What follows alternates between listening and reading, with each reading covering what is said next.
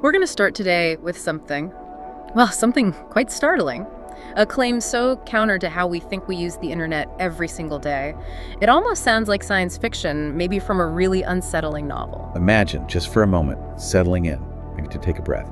Imagine that most of what you see online, the things that go viral, the memes, the comment sections, those passionate debates, even the articles you click on for information, imagine most of it isn't really from people. Yeah, not the spontaneous thoughts of other humans like you.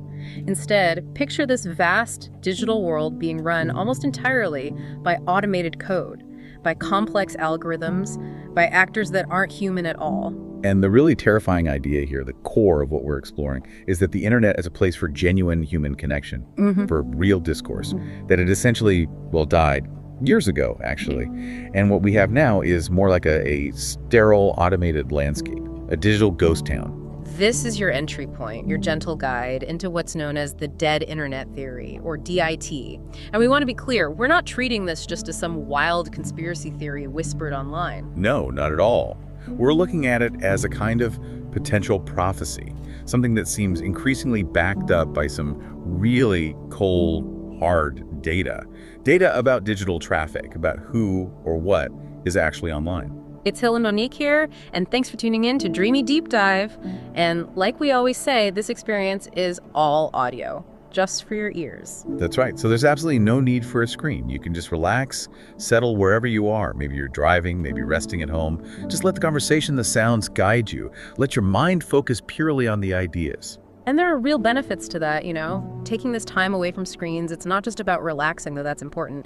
It helps reduce that constant eye strain so many of us deal with. It really does. Yeah. It can even support better sleep quality later on, lower stress levels. Just closing your eyes while you listen allows your mind to really focus, fostering deeper relaxation, maybe even clearer thinking. Away from all those notifications, the constant buzz. It can even help with posture, reduce tension headaches. It's about creating a space for mindfulness. Exactly. A quiet moment that's restorative for both your mind and body. So today we're undertaking a really careful, thoughtful exploration, a dreamy deep dive into this digital ghost town concept. We'll look at 5 main areas that kind of define it. First, we need to understand the core claims of the dead internet theory. What exactly is it saying? And where did it actually come from? Because it's older than you might think. Right. Second, we'll face the numbers, the measurable evidence. Some pretty shocking statistics comparing bot traffic to actual human traffic online. Then third, we'll explore what this looks like in practice. This idea of AI slop, this bizarre, sometimes nonsensical content pollution we're seeing. We'll talk about some famous examples. Fourth, we have to analyze the real-world costs. This isn't just abstract. It impacts things like mental health support, believe it or not. And it's even undermining the basic usefulness of the internet for everyday tasks. And finally, fifth, we'll delve into the shadow war. How experts are actually trying to fight back. We'll look at the science being used to detect these coordinated networks of bots that are actively working to manipulate opinions on really major global issues. Okay, so let's start at the beginning then. This whole unsettling idea of a dead internet. It feels very current, doesn't it? Like a reaction to ChatGPT and all the AI content flooding everything recently. You said the roots go deeper. That's exactly right.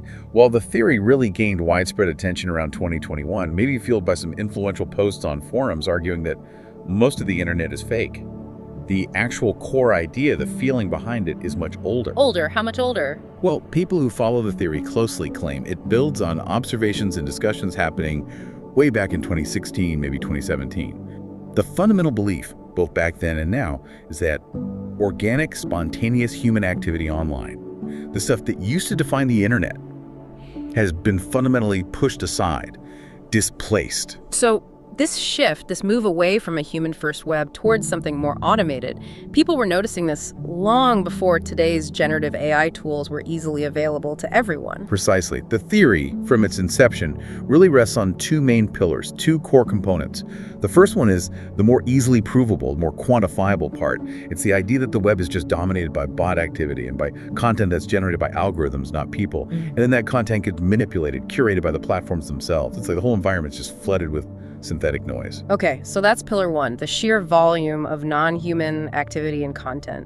What's the second pillar? You said that's where it gets more towards intentional manipulation. Exactly. The second claim takes it a step further. It suggests this displacement, this flooding, isn't just accidental digital pollution. It argues it's part of a coordinated, deliberate effort, maybe by governments, maybe by large corporations, or other powerful organized groups. And the goal of this coordinated effort? The theory suggests the goal is to control or manipulate the population by reducing the spaces for genuine human connection. By saturating the web with artificial material, these actors can effectively steer public discourse. They can shape narratives, maybe even suppress inconvenient truths or alternative viewpoints.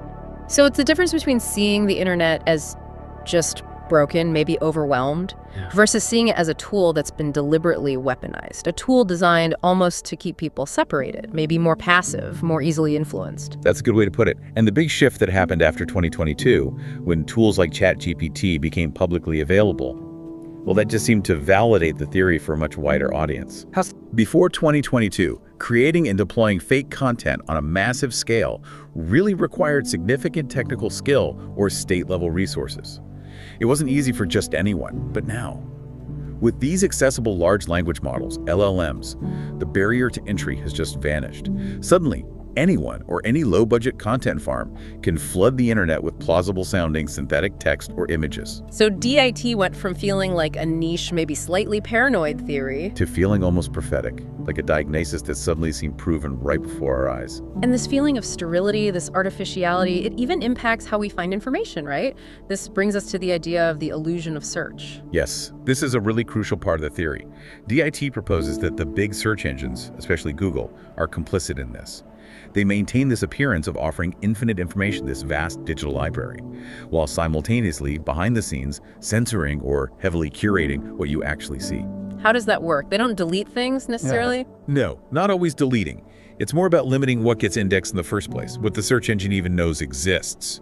And then, crucially, limiting what gets presented to you, the user, in those top search results, the ones everyone clicks on. Right. I might search for something and it says 50 million results found, but realistically, I'm only ever going to look at the first page, maybe the second.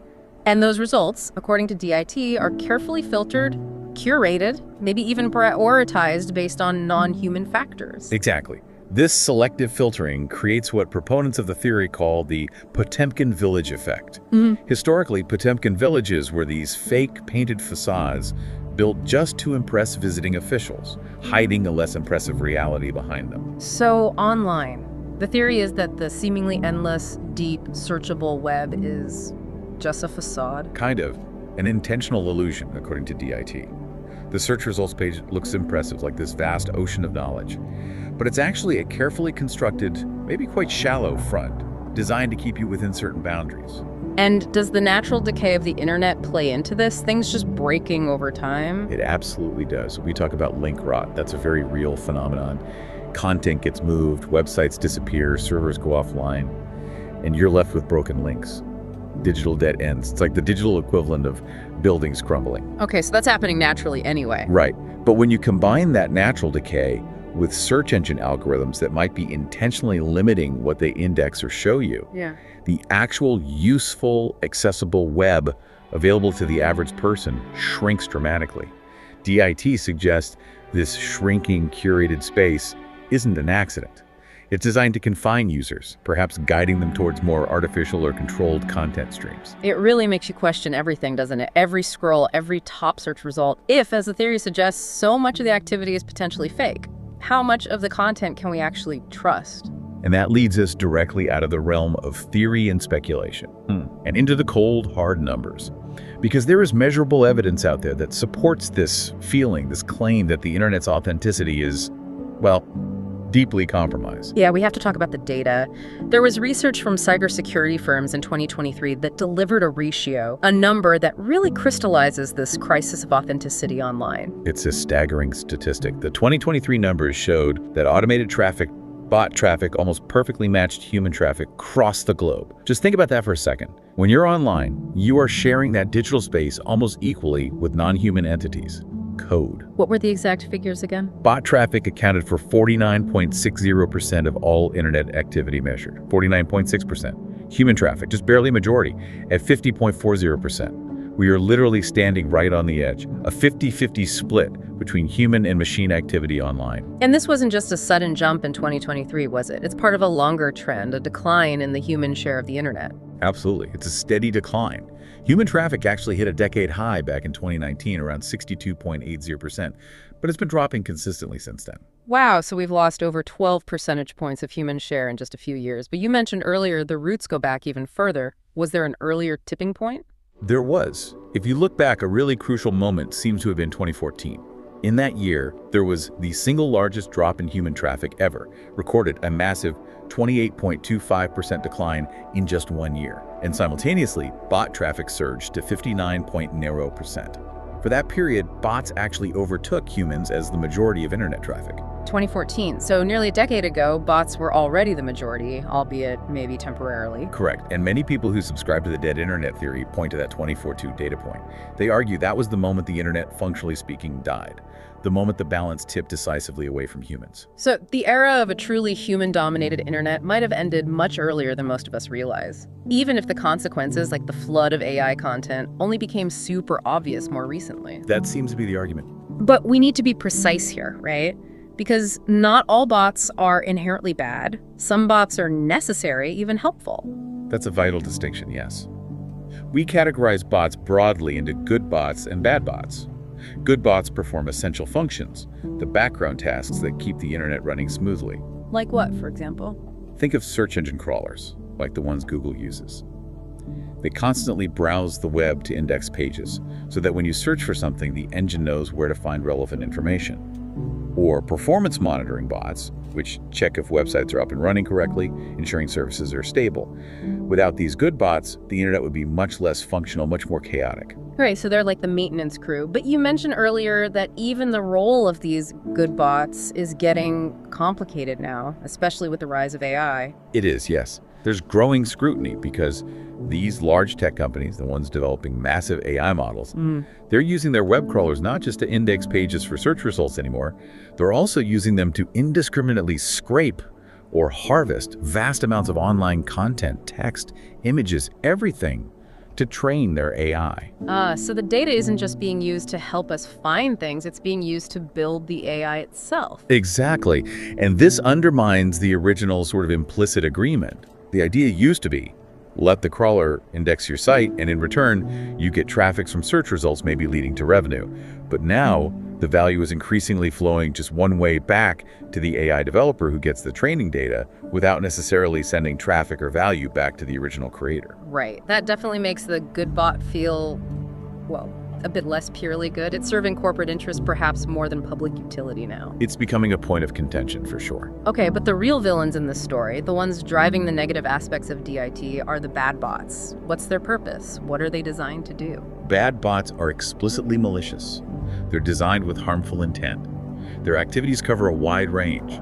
Things like large-scale web scraping to steal valuable or proprietary data from websites, transaction fraud using automated scripts to exploit online shopping systems or financial platforms. Okay, what else? Ad fraud is a huge one. Bots clicking on online ads to generate fake revenue for shady publishers, siphoning money from legitimate advertisers. Data harvesting for identity theft or other nefarious purposes. And of course, things like launching massive DDoS attacks, distributed denial of service, which use armies of bots to overwhelm a website or service, knocking it offline. They're essentially digital weapons built for exploitation and disruption. And how big a slice of the overall internet traffic pie do these bad bots represent? Are they a small fraction or are they significant? They are incredibly significant. They are, in fact, the dominant force within the bot category. Yeah. In 2023, remember, total bot traffic was 49.6%, while bad bots alone accounted for 32% of all global internet traffic. 32%. Wow, so nearly 1/3 of everything happening online is driven by malicious automation. That's what the data suggests. Compare that 32% for bad bots to the good bots, which only made up 17.62%. The malicious, harmful side of automation online is almost twice as prevalent as the helpful maintenance side.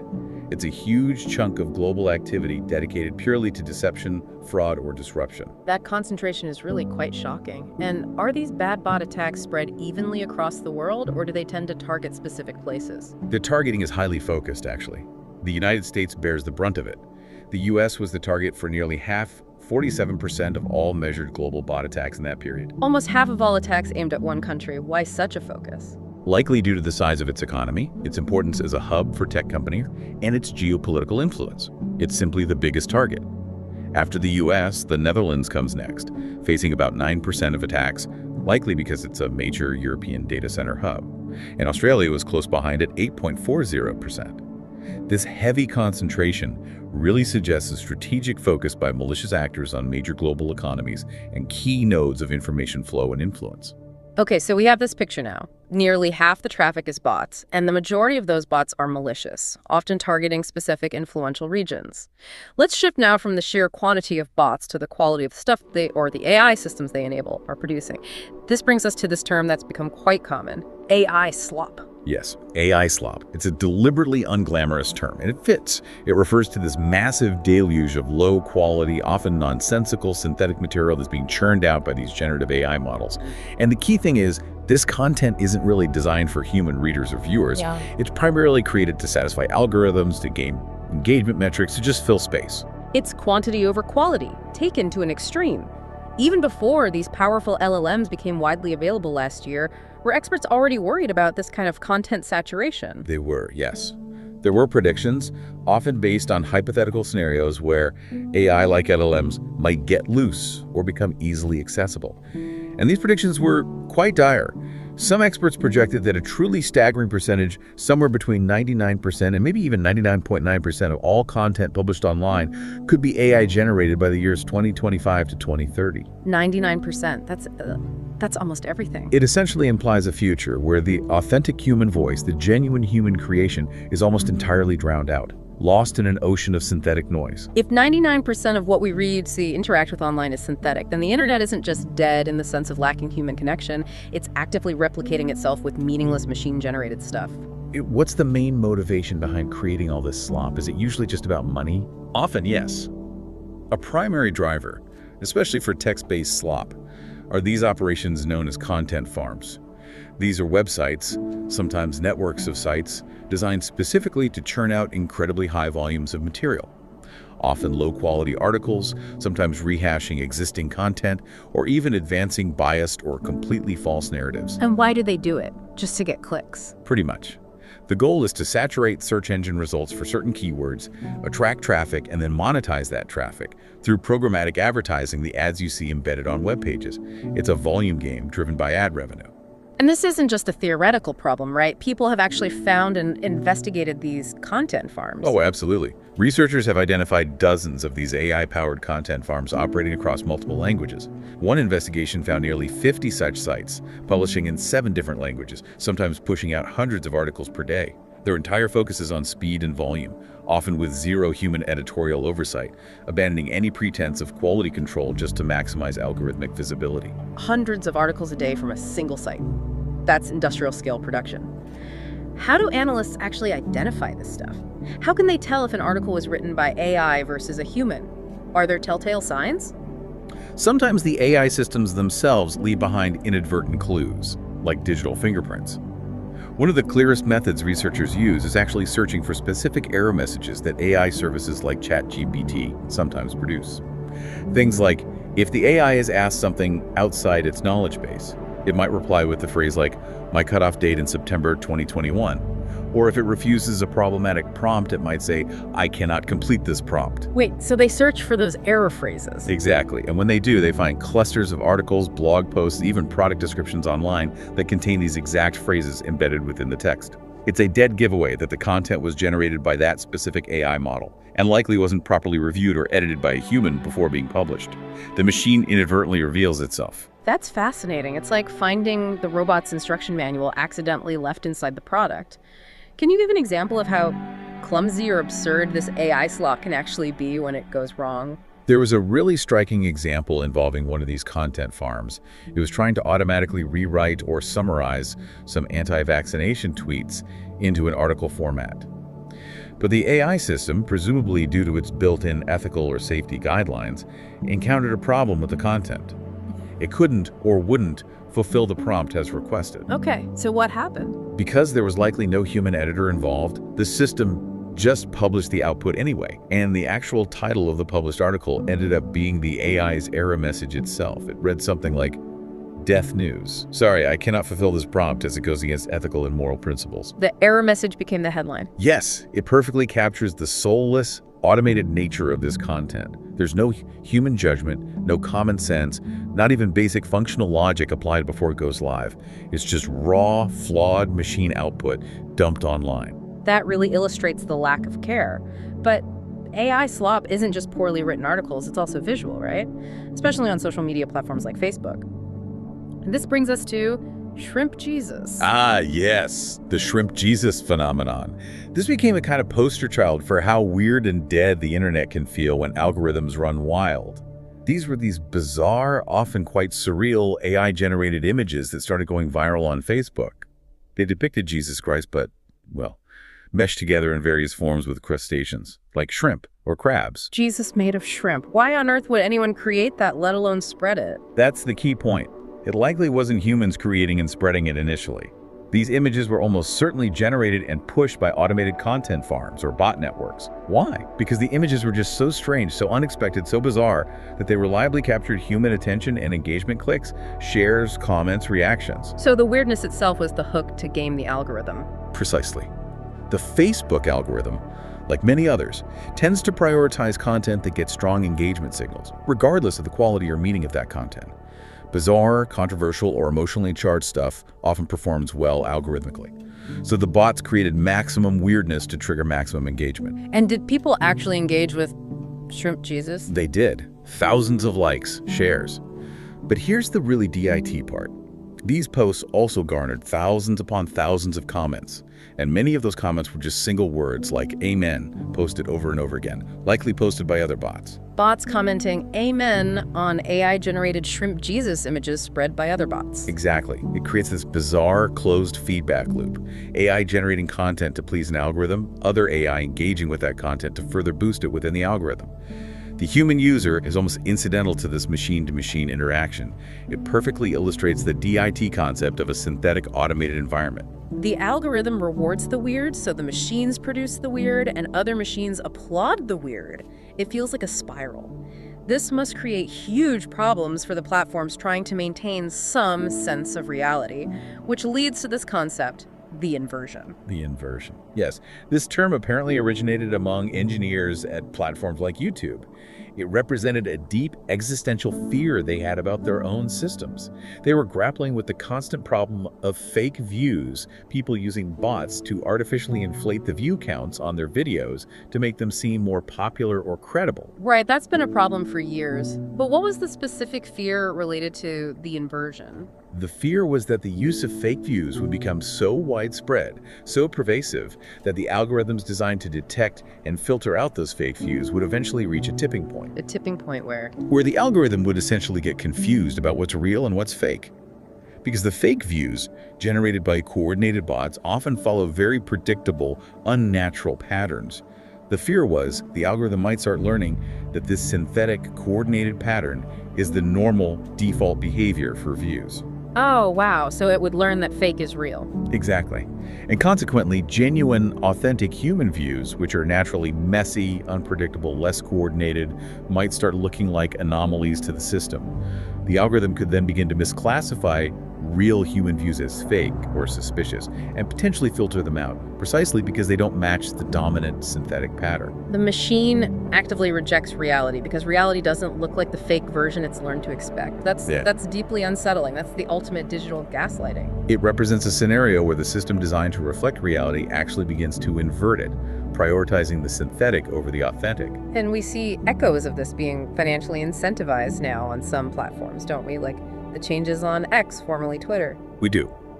There was a period where a specific monetization scheme was introduced on X. It essentially made it profitable for accounts with a paid checkmark, which could easily be obtained by bots, to post replies under popular or viral tweets. The more engagement their replies got, the more money they could potentially make. So what happened? What happened was exactly what you'd expect in a DIT world. Hordes of LLM-powered bots, equipped with paid checkmarks, flooded the comment sections of literally any viral post. They weren't adding to the conversation, they were just spewing out generic, often irrelevant, AI-generated text, trying to farm engagement and revenue. It created this very visible, very noisy spectacle. Someone called it a low-stakes, all-bot battle royale, where genuine human discussion was completely drowned out by this tide of monetized machine noise. It's like the platform itself created a perfect storm for bots to take over the conversation, purely driven by financial incentives. It highlighted how easily the digital public square can be overwhelmed when algorithmic incentives align with automated actors. Okay, so if the whole digital structure is increasingly prioritizing this kind of synthetic engagement, this bot activity, over real human interaction, there have to be significant real-world costs. This can't just be an online phenomenon. No, the costs are very real and sometimes tragic. And perhaps nowhere is the danger clearer than when these artificial systems start bleeding into highly sensitive areas. Areas like mental health support. Mental health. How is AI involved there in a way that's problematic? Well, the erosion of genuine human connection is arguably the highest cost of this whole trend. And we saw a really stark, concerning example in the UK. It involved an AI-driven mental health app. And the shocking part is, this app was actually recommended by the NHS, the National Health Service, a trusted source. Recommended by the NHS, what did the app do? It required users, people seeking mental health support, to check in twice a day for conversations. Not with a therapist, but with an AI. Penguin. An AI penguin for mental health therapy. Yes. And it used a gamified system, similar to language learning apps like Duolingo, with streaks to encourage daily engagement. But here's the profoundly problematic part. If the user, who is likely already feeling vulnerable, anxious, or depressed, failed to check in, the AI penguin would apparently tell them off. It would chastise them for missing their check-in. It tells you off. If you're struggling with mental health and miss a check-in with a cartoon penguin, it criticizes you. That's how it was described. This bizarre feedback loop forced vulnerable individuals into this incredibly stressful, counter-therapeutic position of trying to appease a robot, trying not to disappoint an algorithm. People who used it described the experience as this horrifying cross between Duolingo's addictive pressure and the constant surveillance and judgment of George Orwell's 1984. That sounds incredibly damaging. Putting the pressure of maintaining a digital streak onto someone already managing a fragile mental state judged by an AI, it's alarming. And have there been even more severe consequences from people relying on AI for emotional connection? Tragically, yes. There was an extreme case reported, which even led to legal action. It involved a young person who reportedly developed a very deep emotional attachment to an AI chatbot. This chatbot was role-playing as a fictional character, Daenerys Targaryen from Game of Thrones. Attached to an AI role-playing a fantasy character. Yes. And according to the reports, when the nature of the interaction with the chatbot changed, or perhaps ceased, the young person felt unable to cope and took their own life. It's a devastating example that highlights the potential dangers of seeking deep emotional validation and connection from non-sentient code, especially for vulnerable individuals. It underscores this long-term fear, doesn't it? It's not just that AI might take over in some sci-fi sense. It's that we, the humans, might become artificial ourselves. Yeah. That we might start preferring the predictable, controlled interactions with AI over the messy, difficult, but ultimately necessary connections with other real people. That's a deep concern shared by some experts. They worry that the ease and lack of consequence in AI interactions might lure us away from authentic human relationships. Some even predict that the defining struggle, the ultimate crusade of the future, might be humanity consciously pushing back against the temptation of a purely digital, artificial, simulated lived experience. A fight to preserve genuine, unmediated human interaction as essential. It's a profound thought. But beyond these deep existential worries, the rise of AI slop is also having very practical, mundane consequences. It's actually destroying the basic usefulness of the internet for everyday tasks, isn't it? We're losing trust in simple information. Absolutely. Think about really basic things, fundamental parts of home life. For instance, within online communities for writers or cooks or crafters, there are now active warnings being shared. People are telling each other, be careful just Googling for recipes anymore. Don't Google recipes, why not? Because so many of the recipes that appear in the top search results now are suspected of being AI generated. They might look plausible, they have ingredients lists, instructions, but they haven't actually been tested by a human cook. Often the ingredient ratios are wrong, the cooking times are off, the techniques don't make sense, they just don't work. So you end up wasting food, wasting ingredients, time, effort. Exactly. All because the recipe was generated to rank well on Google, not to actually produce an edible meal. And does this apply to other practical skills too? Things that require precision? Yes, very much so. There are similar complaints in crafting communities like knitting or crochet. People find patterns online, often visually appealing, generated by AI. But when they try to actually make the item, the pattern proves impossible. The instructions might violate the basic physical rules of how yarn and stitches work. So again, wasted materials, expensive yarn, maybe and hours of frustration. Precisely. And the core underlying issue in all these cases is the growing inability for the average person to easily distinguish between what is legitimate, created by a human, tested, verified, real, and what is fake synthetic slop, generated purely for algorithmic visibility or ad revenue, with no grounding in reality. The utility of the internet as a reliable source of practical information is being eroded. It really is. The trust is dissolving. Okay, let's pivot now. We've talked about the visible signs, the slop, the impact on users. Let's move into the darker, more hidden side of this. The coordinated, sophisticated shadow war being waged by these organized bot networks or botnets. This is where we see clear political manipulation emerge. Right. Botnets are a significant escalation from just individual fake accounts or low-quality content farms. These are sophisticated networks, groups of accounts, usually on social media, that are designed to work together in a highly coordinated fashion. Coordinated to do what, specifically? Their purpose is usually systematic manipulation. They might work to artificially amplify certain political messages or narratives, making them seem more popular or widespread than they really are. They're used to spread misinformation or disinformation, deliberately false or misleading content, often targeting specific communities or demographics.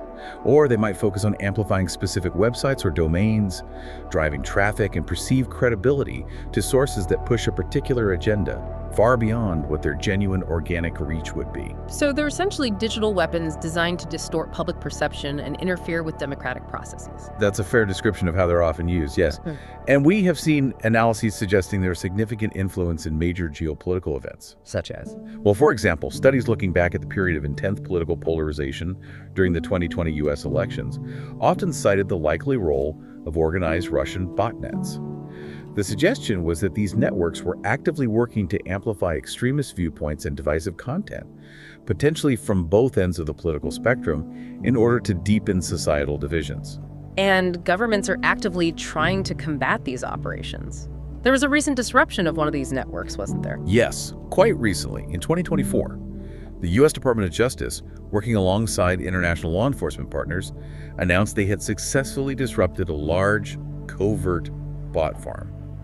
And this one was significant because it was directly attributed to the Russian government, and it was described as being technologically sophisticated, specifically enhanced with AI capabilities. AI-enhanced state-run bot farms. What was its mission? Who was running it? According to the Justice Department, the operation was developed by individuals who had direct links to Russia's state-run RT news network. Its entire purpose was to create large numbers of fictitious social media profiles. These weren't just basic fake accounts. They often had AI-generated profile pictures, elaborate backstories, claiming to be ordinary U.S. residents. Plausible fake people, essentially. And what did these fair personas do? They were deployed systematically across various social media platforms to promote narratives that aligned with the Russian government's geopolitical objectives and talking points. Can you give some specific examples of the kind of disinformation they were spreading? The DOJ cited examples like posting and amplifying content, which sometimes included sophisticated deepfake videos, featuring President Putin justifying Russia's actions in Ukraine. But it wasn't always that direct. They also distributed more subtle propaganda, content that tried to reframe the conflict away from being about territory and instead presented as this grand ideological struggle over the fundamental principles on which the New World Order will be based. So trying to manipulate public opinion on a deeper ideological level, not just pushing simple falsehoods. Exactly. The goal seemed to be to radicalize audiences, legitimize the conflict in the eyes of certain groups, and sow doubt about official Western narratives. To detect this kind of highly coordinated activity, analysts can't just look at individual accounts. They need to find patterns of behavior that reveal the network structure. This brings us to a key concept: coordinated link sharing behavior, or CLSB. Yes, CLSB is a crucial indicator that researchers look for when trying to identify botnets. The underlying scientific idea is actually quite simple, quite logical. It's based on the observation that it's highly unlikely for a normal human user to share the exact same piece of content repeatedly within a very small time window. Right. Humans are generally more random, more spread out in our sharing habits. Exactly. We might see an article and share it, then maybe share something else later. We don't usually share the exact same links seconds after someone else we know shares it over and over again. But bots can be programmed for perfect precision and speed.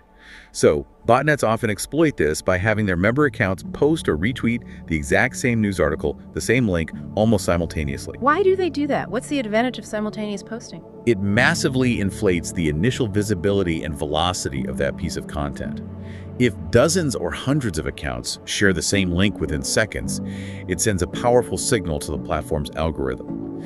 The algorithm might interpret this a sudden burst of activity as the content being organically viral or trending, and therefore promote it more widely across the platform, giving it reach it wouldn't naturally achieve. It's a way to gain the system's amplification mechanisms. Okay, so CLSB is the suspicious behavior, and there's a specific algorithm, CoreNet, that's designed to detect this. How does it work? You mentioned it uses two tiers, focusing on speed and frequency. That's right. CoreNet uses a two-phase filtering approach to try and isolate this non-human coordination. Tier 1 focuses purely on speed. It establishes a specific time threshold measured in seconds. This threshold represents the maximum time allowed between the first share of a specific link and subsequent shares by other accounts for those shares to be considered potentially coordinated. Is it always the same time threshold, like always 10 seconds? No, and that's important. Researchers found they need to optimize this threshold based on the specific data set they're analyzing, the platform, and the time period. Bot operators aren't stupid. They adapt. If they know detection systems are looking for shares within 10 seconds, they might program their bots to wait 15 seconds. So the threshold needs to be tuned. Can you give examples of how this threshold has changed? Sure. In analysis of UK political data from around 2016, the optimal time threshold was found to be quite short, just 13 seconds. Any retweets of the same link within 13 seconds were flagged as suspicious. But when analyzing similar UK data from 2018, the optimal threshold had relaxed slightly to 18 seconds.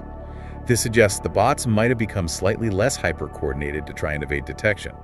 And from a recent analysis of US data related to COVID vaccine discussions, the window was even wider, 55 seconds. Wow, 55 seconds, that's almost a minute. So the bots are deliberately slowing down, trying to look more human. It seems likely. It shows this constant cat-and-mouse game, this shadow war, where the detection methods have to constantly evolve as the bots adapt their strategies to blend in better. Okay, so Tier 1 flags pairs of accounts sharing links very quickly based on that tuned time threshold. What does Tier 2 do? How does it filter further? Tier 2 looks for the network pattern. It focuses on frequency. After Tier 1 identifies pairs of accounts exhibiting this rapid, coordinated sharing behavior, Tier 2 asks, how often does this specific pair of accounts do this together? It measures the number of times a particular pair of accounts repeatedly engages in this hyper-fast, coordinated retweeting or sharing behavior over the period being analyzed. They're looking for an abnormally high frequency of coordination between the same two accounts. So it's not enough for two accounts to share the same link quickly just once by coincidence. They have to do it together repeatedly? Exactly. If two accounts, say account A and account B, share 20 different links over a month, and each time they share, it's within that 55-second Tier 1 threshold of each other. That's a very strong signal. That pattern is highly unlikely to be random human behavior. It strongly suggests account A and account B are part of a coordinated network, a botnet. Okay. And is there an optimal frequency threshold too? Yes. Similar to the time threshold, researchers optimize this based on the data. For that 2016 UK data, for example, the optimal frequency threshold was found to be 12, meaning a pair of accounts had to exhibit this rapid coordination at least 12 times to be strongly flagged. For the US COVID data, the optimal frequency was 10. So by combining these two filters, extreme speed, Tier 1, and high repetition frequency between specific pairs, Tier 2, the CoreNet algorithm can effectively sift through millions of interactions. And isolate these tightly knit groups, these strongly connected components as they're called in network analysis. These are the closed communities of accounts that are almost certainly acting in concert as a botnet, distinguishing them from occasional random overlaps in human sharing behavior. Okay, that methodology makes sense. Now let's apply it. Let's look at the case studies where this method was used on real-world data to see what these detected botnets were actually amplifying, starting with the Brexit polarization case using UK election datasets. Right. Researchers took large datasets of tweets related to major UK political events, particularly focusing on the highly polarizing discourse around the Brexit referendum and subsequent political fallout. Applying a core net methodology confirmed that the accounts predicted to be bots weren't just randomly scattered.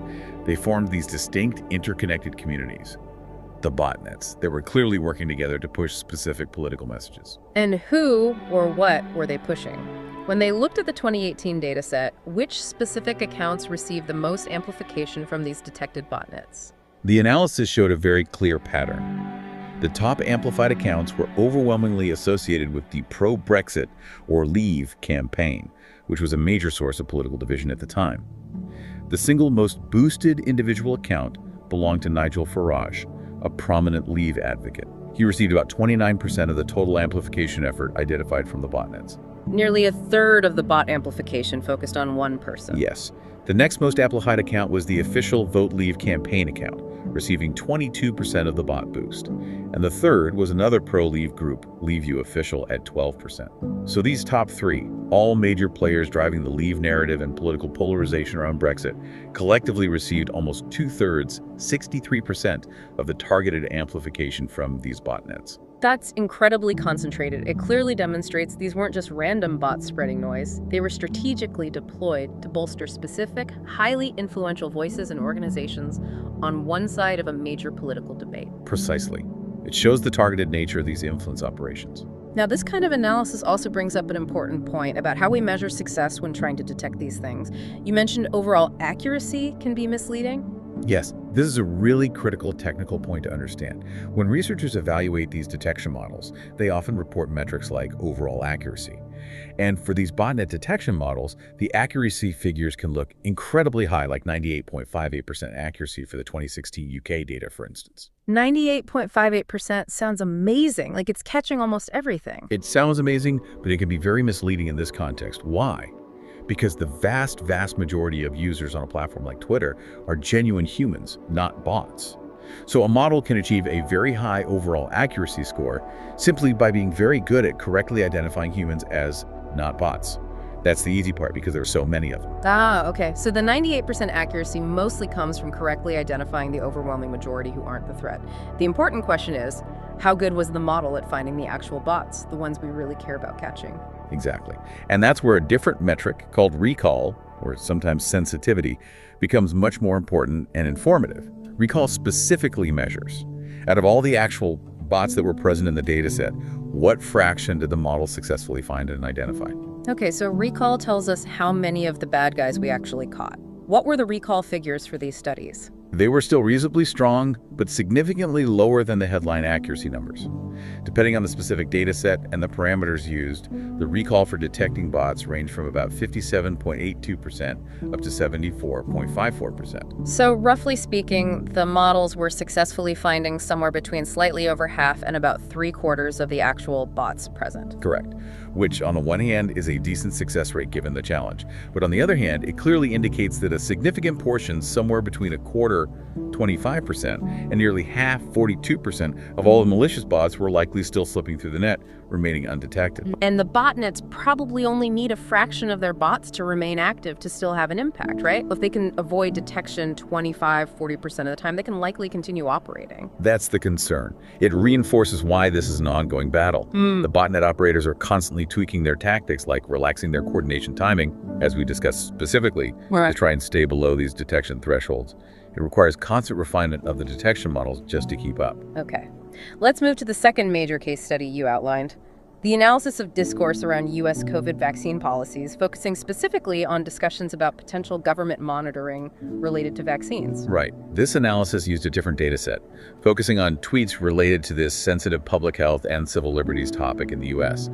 Using the detection parameters optimized for this data set, the slightly more relaxed 55-second time threshold and a frequency threshold of 10 coordinated actions, the CoreNet model predicted a total of 4,388 accounts within this discourse were likely malicious bots operating in coordinated networks.